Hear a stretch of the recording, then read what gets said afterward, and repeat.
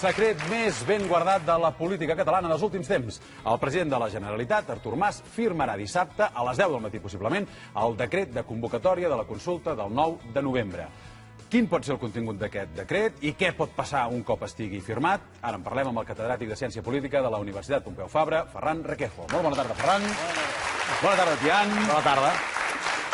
El Ferran Requejo ve pràcticament directe d'aquesta reunió que hi ha hagut aquest matí al Palau de la Generalitat.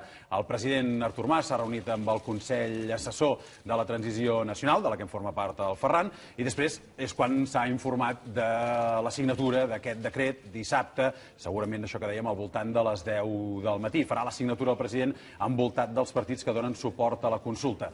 Després al vespre, per cert, la Mònica Terribas l'entrevistarà aquí a TV3. Suposo, Ferran, que avui en aquesta reunió s'han dit coses que no ens deus poder dir, perquè hi ha una part, diguéssim, de discreció en els treballs que heu fet al Consell Assessor. Sí?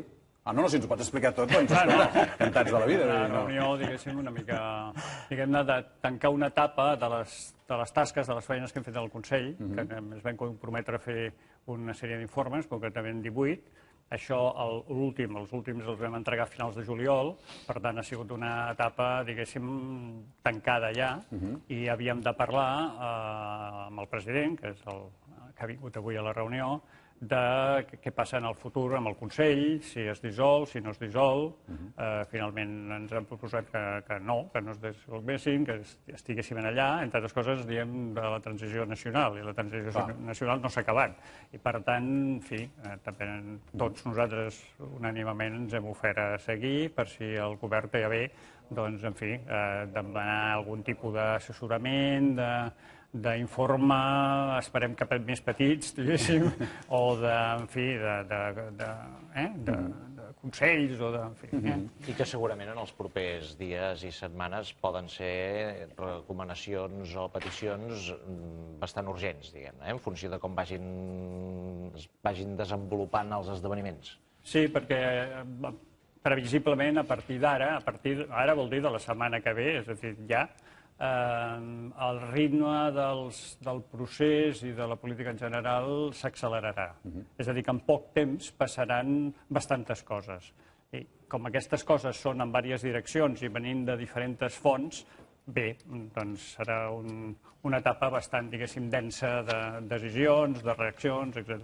Comentem, doncs, tot aquest panorama que tenim per davant, començant per aquesta data, el dissabte. Per què aquesta data?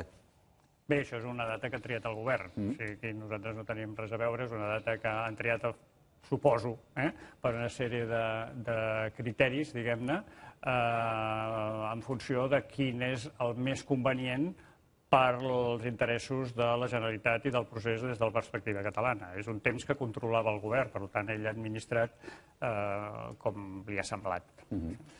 Per exemple, per explicar-ho a la gent, avui acaba un ple del Tribunal Constitucional. Es volia evitar fer-ho avui perquè no estés reunit el Tribunal Constitucional, no fos cas que ja aprofitessin la benentesa. Demà no hi ha Tribunal Constitucional, però demà compareix Jordi Pujol al Parlament de Catalunya, amb la qual cosa no semblava que fos la millor data. Hi ha Consell de Ministres al matí. Hi ha Consell de Ministres al matí.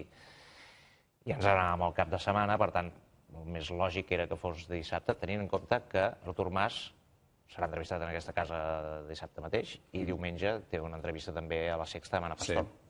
Aquest era el marge que quedava.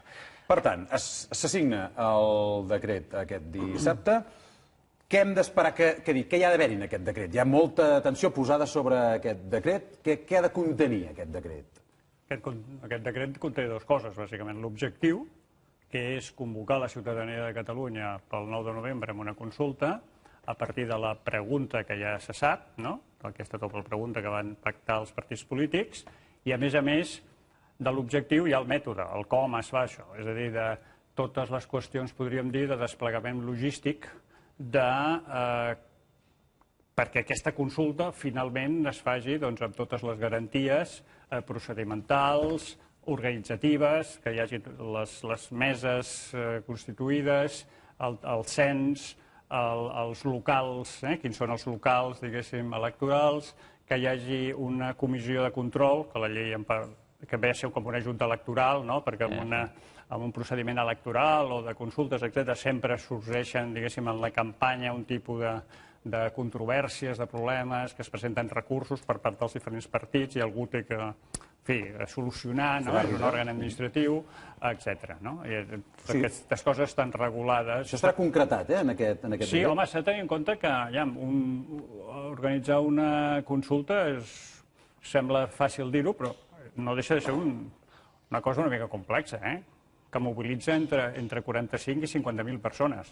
O sigui, imagina't, no sé, el camp del Barça, mig ple i mig buit. Doncs bé, la part mig plena, però plena, sense seients buits, és totes les persones, diguéssim, que estan involucrades, siguin de la pròpia administració, funcionaris, dels Mossos d'Esquadra, etc., com, sobretot, de la ciutadania que pren part a formar part de les meses electorals, etc.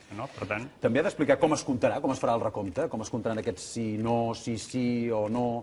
Com es comptarà? Bé, el que té que regular és quin tipus de vots seran sí, quin tipus de vots seran no, quin tipus de vots seran nuls, quin tipus de vots són en blanc, és a dir, que no hi hagin dubtes en les taules, per exemple, en el moment de fer el recompte, com si diguéssim. Clar, per exemple, la doble pregunta és vostè vol que Catalunya esdevingui un estat i la segona pregunta és en cas de vot afirmatiu vostè vol que sigui independent. Posant per cas que un ciutadà voti que sí a la primera i no voti res a la segona, s'ha d'aclarir això on va, si va als nuls, si va al 6 o on va. Ho poso com a exemple tonto, però això s'ha de tenir en compte. Hi ha una casuística de sí, no, no sí, tal, en blanc, tatxat... O algú que digui que no a la primera i sí a la segona. Bé, tot això s'ha de tenir previst. Previst perquè, clar, això no pot quedar a l'arbitri de cada taula, de cada mesa electoral, perquè això seria una font de recursos, en fi, no, tot això ha de quedar procedimentalment ben establert i clar. S'ha especulat molt aquesta setmana sobre si aquest decret no només contindrà la convocatòria de la consulta tal qual hauria de ser o estava previst fer-la, sinó que hi podria haver-hi algun tipus de joc, o no de joc, de maniobra perquè es pogués fer la consulta, però no amb les condicions que s'havien pensat fins ara, sinó amb les condicions noves, no sé. Alguna sorpresa en aquest decret? Això no ho sé. Fins aquí no... Jo no l'he vist, el decret. Això és el decret, el decideix i el presenta exclusivament al govern. I és un secret bastant ben guardat que només el govern coneix. Això ho sabrem dissabte. Sí, la reunió a l'ambient del Consell Assessor, no dic només entre els assessors, dic també perquè crec que hi havia la vicepresidenta, hi havia el president, hi havia el conseller Gordó, hi havia el conseller Homs. Què es palpava, tenint en compte que l'acceleració dels ritmes de la política catalana són imminents a partir de dissabte? Bé, es palpava un ambient, com si diguéssim, de presa de decisió.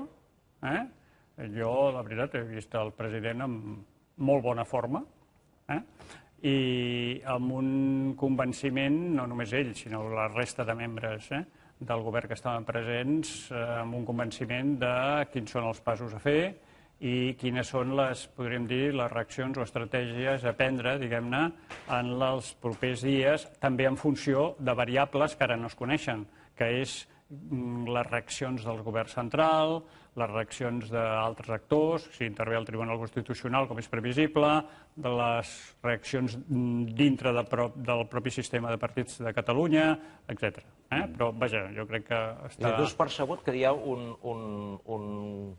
una previsió de llums llargues dels diferents escenaris que fent cadascun d'aquests escenaris, diguem-ne, per entendre'ns. Tenint en compte que les llums llargues a vegades il·luminen zones de la carretera que no estan ben il·luminades perquè ningú les coneix. Tampoc l'altra part contratante tampoc les coneix totes. És a dir, que tothom es mou amb una informació incompleta.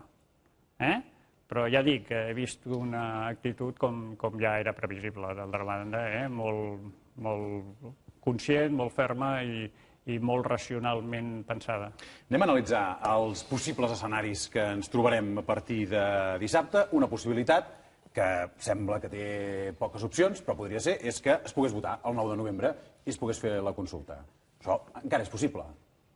Oh, i tant. No l'hem de desestimar. No, i tant. O sigui, escenari número 1, votació 9 de novembre. Quan el president de la Generalitat diu que s'ha de fer amb totes les garanties democràtiques possibles, què hem d'entendre per garanties democràtiques possibles? Quines són aquestes garanties?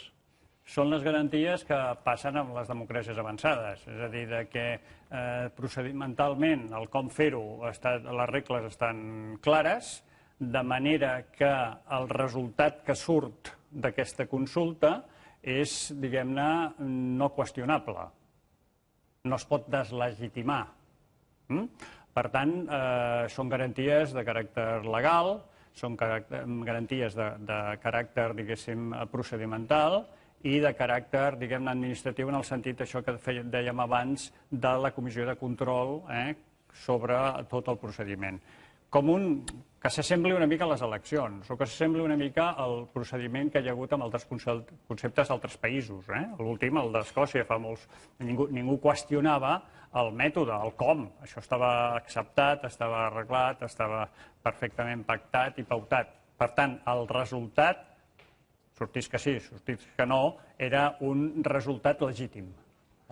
Doncs bé, en la consulta de Catalunya, diguéssim, tenim el marc legal, en principi és la llei de consultes, mentre estigui aquí, un decret de convocatòria que, en fi, emplaça la ciutadania pel 9 de novembre i, de moment, hem d'avançar pas a pas i ja veurem què passa, però, en principi, el govern jo crec que ha d'anar clarament a la convocatòria i a posar tots els estris, tota la logística perquè aquesta convocatòria s'acabi realitzant, que és una logística que ja està preparada, o sigui que ja està organitzat. La màquina està a punt. La màquina està a punt, però si aquesta logística no es pot posar en pràctica al 100%, posem, és a dir, si hi ha algun ciutadà que no pot anar a votar, per les raons que siguin, si els Mossos d'Esquadra reben l'ordre de precintar les urnes, pel que sigui, és a dir, si això no pot passar, la reacció del govern i dels partits, quina hauria de ser? No fer la consulta? Si no hi ha aquestes garanties, és no fer la consulta? Bé, això és una cosa que han de decidir ells. Jo puc donar la meva opinió modesta, diguéssim. Jo crec que la consulta s'ha de fer amb totes les garanties. Entre altres coses perquè des del món internacional una consulta que no quedi procedimentalment clara, etc., per exemple, que hi hagi dubtes de la seva legalitat i, per tant, els partits que haurien de votar que no, per entendre's, que haurien de recomanar que no al seu electorat, no recomanin que votin que no, sinó simplement diguin que la gent no vagi a votar perquè això no serveix per res, etc. O sigui, si la participació és baixa, si el marc legal és qüestionable, el resultat és fàcilment deslegitimable, amb la qual tu estàs cremant una possibilitat que tens que al final no et serveix. I, per tant, això és la meva opinió, és a dir, que això s'ha de fer amb totes les garanties perquè tingui una... Ara, consultar, el que queda clar és que la ciutadania de Catalunya serà consultada. Això sí, sigui el 9 de novembre, sigui un altre dia, amb un altre mètode, diguéssim, que ara hi entrarem, suposo. Ara hi entrem. Clar, aquest altre mètode podria ser que no es pogués fer la consulta tal com estava plantejada i, per tant, anéssim, per exemple, el que s'ha parlat també moltíssim, que són les eleccions plebiscitàries. Com serien unes eleccions plebiscitàries? En què consisteixen unes eleccions plebiscitàries? Formalment, eleccions plebiscitàries no existeixen. Això és com si diguéssim un concepte una mica més polític que no pas formal. Unes eleccions voldria dir unes eleccions al Parlament de Catalunya, com totes les que hi ha hagut, les 8 o 9 que hi ha hagut, en la qual els partits polítics que estan a favor del procés cap a poder votar i cap a la independència, a la campanya electoral posen com a punt, podríem dir, estrella de la campanya, encara que després parlem també d'altres coses, però com a punt estrella que si ells guanyen, si aquests partits que donen suport a la independència guanyen, iniciarien el procés de la independència. Per tant, aquestes eleccions al Parlament sortirien, diguéssim, farien les vegades de la consulta que prèviament, amb aquesta hipòtesi que estem fent, no s'ha pogut fer. O sigui que les eleccions substituirien a la consulta. Per tant, hi hauria un resultat democràtic de la ciutadania expressada en termes d'independència sí, independència no, perquè ara ja no es posaria en la campanya electoral dels partits que es vol votar. Això ja es va fer fa 2 anys, el 2012. Ara ja seria el següent pas, que seria independència sí, independència no. Per tant, si els partits es presentin junts, separats, això ja és cosa d'ells, guanyen, els partits que donen suport en això, hi hauria una legitimació democràtica que reforçaria molt el procés, perquè una mica molts agents i actors, institucions, etc., estrangers, internacionals, el que estan esperant és que hi hagi un pronunciament de la ciutadania. És a dir, que no hi hagi només un pronunciament del Parlament, sinó que sigui un pronunciament de la ciutadania directe, diguéssim. Per tant, això, en cas que el resultat electoral fos favorable als partits que recolzen la independència, reforçaria molt la posició no només del govern de la Generalitat, sinó que reforçaria molt el procés mateix. És a dir, que si es va per aquesta segona via, el govern de Madrid tindria un problema més gran que el que té ara, perquè tindria el mateix problema, però que, a més, l'opció de la independència ha estat reforçat, ha estat recolzat per una majoria dels ciutadans, cosa que en una democràcia, sobretot en les democràcies més civilitzades, diguem-ho així, les més avançades, té una força contundent. Perquè una convocatòria d'unes eleccions, com que és una convocatòria d'unes eleccions normals, no es podria recórrer ni prohibir ni evitar per part de l'Estat. En principi no, perquè a més això, la repercussió internacional que pot tenir suspendre unes eleccions amb un procediment, podríem dir, formalment impecable, és totalment corrosiu pel govern central. Això no crec que s'atreveixin a fer-ho. Dius que si hi hagués una majoria dels partits que advoquen per la independència, després això donaria peu a una declaració unilateral. Però no hauria de ser immediata, no? És a dir, si la legislatura dura 4 anys, la declaració la poden fer al cap de 4 anys. Sí, home, 4 anys ho veig molt llarg, també. Però mentrestant tu defenses que es faci alguna cosa. Això torna a ser la meva opinió. És a dir, si es guanyen aquestes eleccions, en fi, no és el meu punt de vista només, és un informe que hem fet en el Consell, que és el del procés constituent, que és una mica posar les bases de tot aquest procés.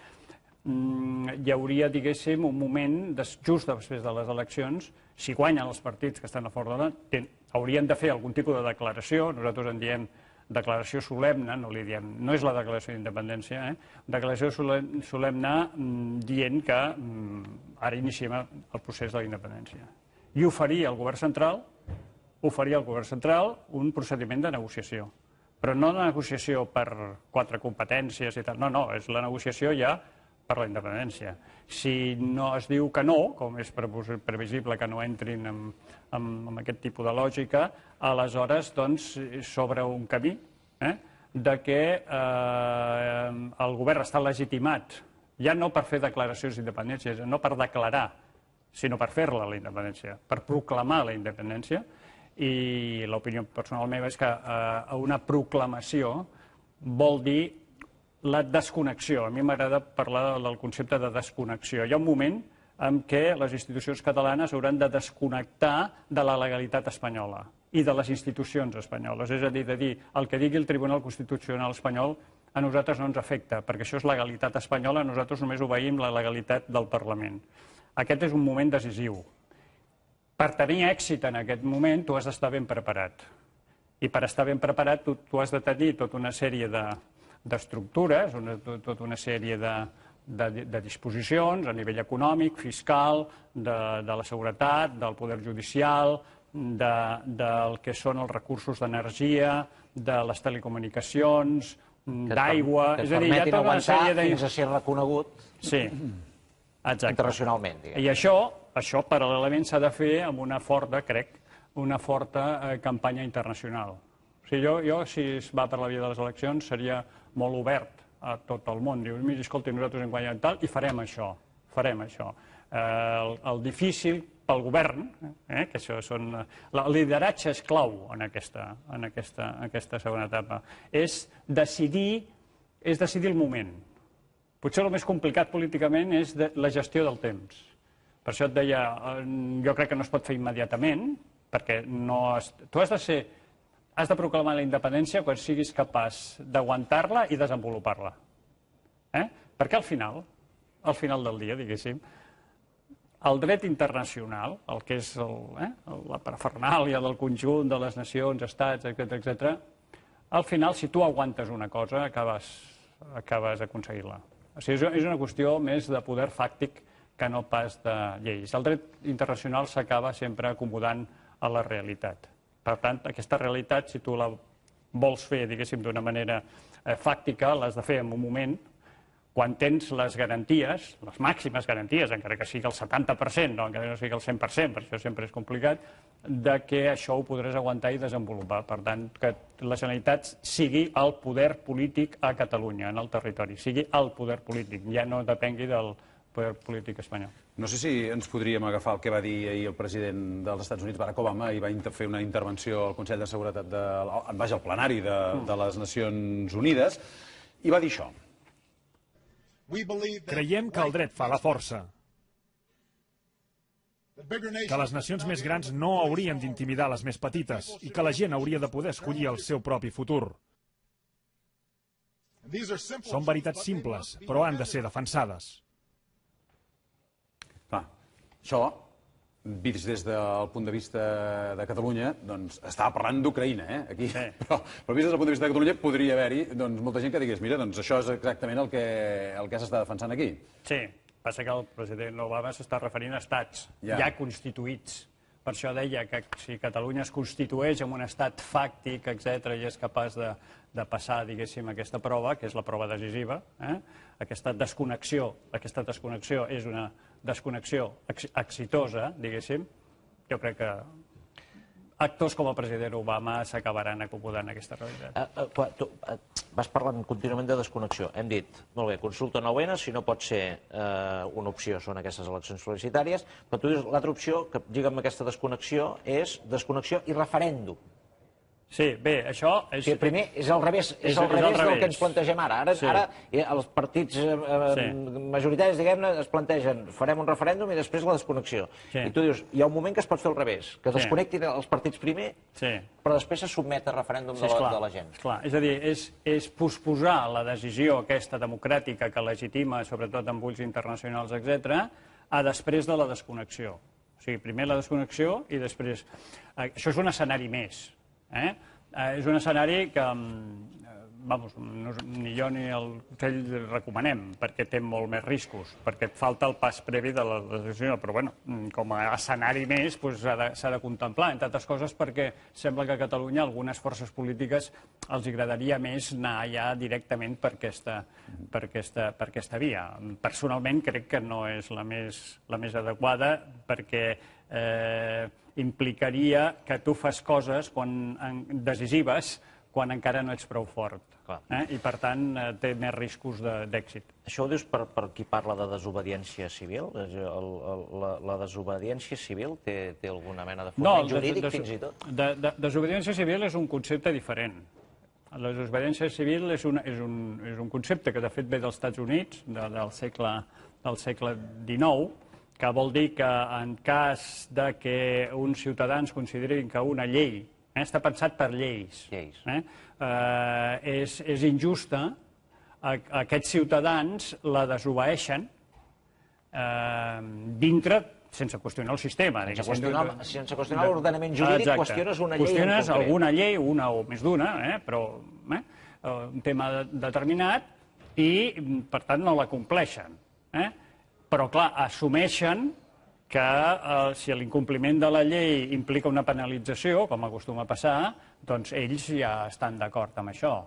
Però normalment això es pensa per aspectes puntuals, no per aspectes... Però en el cas concret de Catalunya, quan es parla de desobediència civil, seria desobeir una llei concreta. Quina? O una sentència concreta, la del Tribunal Constitucional. Però, en canvi, no qüestionar la resta del marc jurídic. Pregunto, Bé, els que diuen desobediència civil, crec que el que voldrien impulsar és que la consulta del 9 de novembre digui el que digui el Tribunal Constitucional, el govern espanyol, etc., s'hauria de fer igualment. S'hauria de fer igualment. Això ja ho hem parlat abans, que jo crec que això té més riscos que no pas... Amb l'inici de la desobediència civil al segle XIX als Estats Units, que és desobeir una llei, aquí seria desobeir una sentència d'un constitucional. Efectivament. En aquest sentit. Ho dic perquè també de desobediència civil n'hem vist, no? Darrerament, perquè intentar evitar desnonaments, en el fons, és desobediència civil, també. Bé, sí, tot el que sigui qüestionar la implementació, la posta en pràctica de normes legals, com si diguéssim, té un component de desobediència, de dir, no, escolti, jo això per aquí no hi passo, jo això em nego, sigui a pagar no sé què, sigui a això, marxar d'una casa quan no sé què, però insisteixo que això normalment és per aspectes puntuals de polítiques concretes, no és normalment per canviar tot un sistema polític. Però ara, marxant de la consulta, tenint en compte que fer lleis normalment és una cosa que porta el seu temps i és més feixuga, i que estem en un moment en què el món evoluciona molt ràpidament, és possible que en les nostres democràcies ens trobem cada vegada més elements de desobediència civil en el sentit de forçar a canvis legislatius que potser els parlaments triguen més a fer que no pas la societat? És possible, perquè les societats cada cop són més complexes, hi ha més coses, més variables, més elements a tenir en compte, hi ha més actors, o sigui, hi ha més interessos, hi ha més valors, fins i tot, en joc, com si diguéssim, i, a més, cada cop hi ha una consciència més gran de que les democràcies fins ara s'han desenvolupat amb un nivell de participació ciutadà baix. Normalment, hi ha algunes excepcions, hi ha democràcies liberals més participatives que altres. En el cas espanyol és molt poc participatiu, perquè la Constitució espanyola del 78 restringeix molt l'ús de referèndums, d'iniciatives legislatives populars, etc. És com una mica desconfiada respecte a la participació de la ciutadania. Jo crec que la tendència és una mica al revés. O sigui, d'articular procediments, mecanismes que aquesta ciutadania s'expressi, diguéssim, articulant-la, això sí, amb el que són les institucions del propi sistema de les democràcies. Però incrementant, jo crec que hi ha un dèficit participatiu clar en bona part de les democràcies occidentals i amb l'espanyola hi ha un dèficit més que clar, diguéssim, és de les més, podríem dir, restrictives de la política comparada amb aquest aspecte. O sigui, per tant, si el dia 9 de novembre la consulta no es pot fer i s'agafen les urnes i es treuen al carrer i que la gent voti al carrer, això podria ser un cas de desobediència civil, però no ens portaria al reconeixement internacional que és el que es busca per després legitimar el procés. No, clar. Si suposem que això ho fa una organització, no sé, que no és el govern, organitzacions civils, això s'assemblaria una mica a les consultes que es va fer fa uns anys, no? Aquelles que van començar d'ells damunt, i que això és una iniciativa, podríem dir, ciutadana, però des del punt de vista, podríem dir, polític, jurídic, formal, no té cap tipus d'efectivitat, diguéssim. Per tant, ara ja jo crec que ja no estem aquí. Ja hem de buscar procediments i, en fi, processos que comportin algun tipus de conclusió, podríem dir, fàcticament, que sigui una resolució de temes. Sí, per tant, tu series... La teva visió, diguéssim, com a expert seria anem al 9N amb la voluntat de fer una consulta. Si no hi ha aquesta consulta, les eleccions plebiscitàries com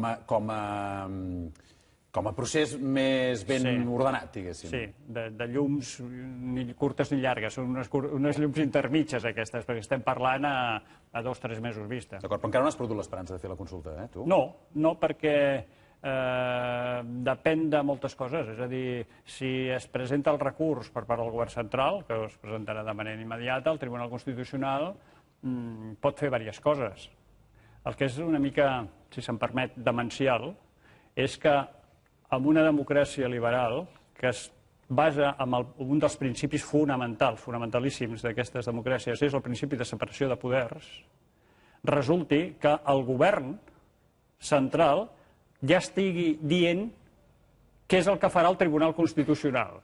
Quan encara ni existeix la llei, diguéssim formalment, ni s'ha presentat un recurs ni res. O sigui, això és una càrrega de profunditat sobre diguem-ne, la qualitat de l'estat de dret espanyol, que és un estat de dret bastant d'opereta en aquest sentit. Quan un tribunal tan important dins del sistema no està legitimat, és bastant incomprensible, per exemple, que amb les declaracions que hi ha hagut aquests dies del govern de Rajoy sobre el que ja farà el Tribunal Constitucional o la vicepresidenta, aquesta noia, la Soraya, el president del Tribunal Constitucional no hagi reaccionat. Pel prestigi de la pròpia institució. Això seria inconcebible en altres democràcies avançades. Diu, escolti, vostè calli en el govern. Això ho decidirem nosaltres de la manera que voldrem i en el moment que voldrem.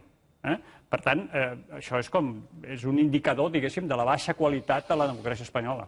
I Montesquieu s'està regirant en aquests moments allà on sigui, diguem-ne. Una cosa més. Si Rajoy vol resoldre el problema, tu has dit que hauria de buscar fórmules, com ara una paraula que he descobert, que és aquesta que dius de consucionalisme. Fórmules de consucionalisme. Havíem sentit federal, consucionalisme és una cosa, és un terme que no havia sentit mai. Consucionalisme. Consucionalisme. Sí, això és una paraula rara, diguem-ne, una paraula bastant estranya, però que es fa servir bastant amb els anàlisis polítics internacionals, diguéssim, de política comparada, etc., per expressar que un tipus de possible solució, si hi hagués voluntat política per part del PP i del PSOE, que això és parlar una mica en aquests moments de política ficció, seria introduir, això que les famoses terceres vies, una manera d'introduir terceres vies seria partir que una democràcia complexa, que és plurinacional, que és plurilingüística, que hi ha diferents cultures, que és molt més complexa la democràcia espanyola, o sigui, la societat espanyola, no, la societat espanyola és més complexa que no la societat alemana, per exemple, que és molt més uniforme. Doncs bé, per tal d'articular aquesta complexitat, hi ha unes institucions que diuen en una democràcia el principi de majoria no sempre és el millor principi si no es combina amb un altre principi igual d'important, que és el principi de consens entre majories i minories. Això de constitucionalisme, que és aquesta paraula rara, es pot traduir com democràcies de consens. Què vol dir això? Doncs que en les pròpies institucions ja es parteixi que abans de fer una decisió, aquesta decisió no l'ha de fer la majoria, a seques, sinó que ha de ser una decisió entre majories i minories. Perquè si no la decisió no es pot prendre. És a dir... La qual cosa també pot ser que alenteixi decisions. I és més lent. Però quan surt està molt més legitimat. Això ho tenen, per exemple, a Bèlgica. Per entendre'ns, el Tribunal Constitucional, el que fa de Tribunal Constitucional a Bèlgica, ja sabeu que a Bèlgica hi ha els valons i els flamencs, doncs bé, la meitat dels components són d'un valons, diguéssim, i l'altra meitat són flamencs. Per tant, això s'articula... A vegades es passen mesos sense govern, Sí, correcte. Però això a vegades és per una altra cosa, és pel sistema de partits, que això és una altra història. Això de Bèlgica és el més complicat de tot. Un dia em van dir, és molt interessant que els catalans us aficioneu. Això m'ho va dir un belga, un politòleg belga. És molt important que us interesseu per Bèlgica, perquè així, si ho enteneu, podeu venir aquí i ens ho expliqueu, perquè nosaltres no ho entenem. Però és un principi, diguéssim, o per exemple, el govern mateix. El govern està format per majories i minories. O, per exemple, en el Parlament, o sigui, per definició, això, o sigui que no pot ser només d'uns i no els altres. O en el Parlament, quan s'està discutint una llei, ells tenen el que en l'argot polític es diu el procediment de timbre d'alarma. És com si hi hagués un timbre, llavors quan una minoria es veu afectada per el contingut d'un projecte de llei, que ho estan discutint, encara no és llei, és com si toqués el timbre i allò es paralitza i s'ha de tornar a renegociar.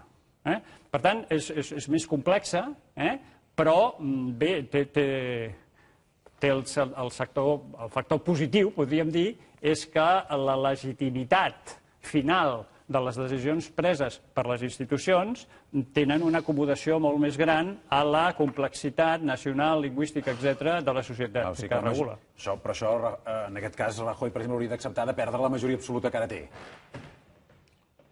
No, pots tenir majoria No, absoluta. perquè pots tenir... Però exacte. qualsevol decisió l'has de prendre d'acord amb Catalunya i Exacte. País Basc, per exemple. O sigui que la majoria absoluta no és suficient. La majoria absoluta no és suficient, sinó que ha de tenir, diguéssim, una participació de les minories. Això és política ficció per la cultura política espanyola. Això es podria combinar, aquest tipus de democràcies de consens, i a Bèlgica ho fan així, o també a Suïssa, amb un sistema territorial federal. O sigui, es pot combinar federalisme o confederalisme amb això, amb democràcies de consens. És a dir, solucions institucionals n'hi ha a la política comparada. O sigui, no hem d'inventar cap sopa d'all, diguéssim, n'hi ha. Ara, parlar d'aquests termes, estic segur que el govern central, això de constitucionalisme, no sap ni què és. Un cop algú va dir això del timbre d'alarma com a procediment del Parlament belga, etc. En el Congrés de Diputats ja es va armar allà un liu total, home, ara tocarem timbres... O sigui, en fi, això està molt a fora, podríem dir, del marc mental, de les neurones, podríem dir. No tant, a vegades insisteixo, que a vegades no és tan important allò que es diu, sinó des de les plataformes mentals des d'on es diu el que es diu. És a dir, canviar les plataformes mentals és complicadíssim. A vegades els continguts poden negociar-se i tal, però canviar les perspectives, diguéssim, teòriques que cadascú ha anat aprenent de petit, podem dir, socialitzant-se amb determinat...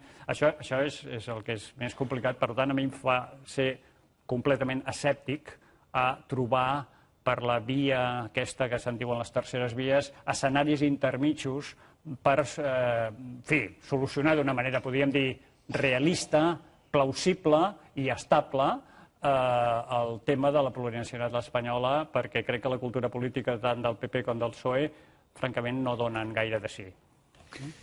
Ferran, els catedràtics de política tindreu molta feina en els pròxims temps perquè ens haureu d'ajudar a entendre moltes coses que passaran, moltes situacions que es generaran i que demanaran aquesta visió de coneixement del que passa pel món. Si vols, presentaran el llibre blanc, el llibre blanc dels informes del Consell Assessor, amb 1.000 pàgines, te les pots anar llegint. Però estaran a l'abast de tothom, aquests informes? Sí, bueno, ja ho estan. Ja ho estan perquè estan penjats a la web. Es fa, com si diguéssim, la publicació en forma clàssica de llibre. Hi haurà, sembla ser, un volum molt gros, diguéssim que són tots els informes, sense tocar ni una coma, tal com han estat, que són 18 informes, això són més de 1.000 pàgines, diguéssim, i després el govern ha fet, redactat pel propi govern, és a dir, que no del Consell, ha fet com un resum de totes aquestes 1.000 i pico planes. Això serà com un volum més petit i fins i tot crec que estan pensant en un tipus d'encara tercer document que serà com més àgil, perquè la gent que vulgui llegir poc, com si diguéssim, i anar al gra. Una cosa que van fer els escocesos, que va tenir molt èxit, que és fer pregunta-resposta. O sigui, moltes preguntes que es fa la gent. Què passarà amb la seguretat social? Què passarà amb la independència i les pensions? Què passarà amb, jo què sé, l'Europa? Què passarà... Tot això contestat d'una manera molt breu, quasi a nivell de Twitter, diguéssim, a nivell de molt poques paraules, pocs caràcters, contestar d'una manera, podríem dir, amb rigor i basada també en els nostres informes, els informes del Consell, tot una regla al voltant de 100 preguntes bàsiques, que això serà... No és el llibre blanc, això serà com una derivada, diguéssim, com un tercer, diguéssim, producte que el govern està elaborant. Doncs tindrà èxit, el tindrem a la tauleta de nit per anar consultant i per anar entenent el que va passant. Ferran, moltes gràcies. Aquest és el moment pel Ferran Requejo.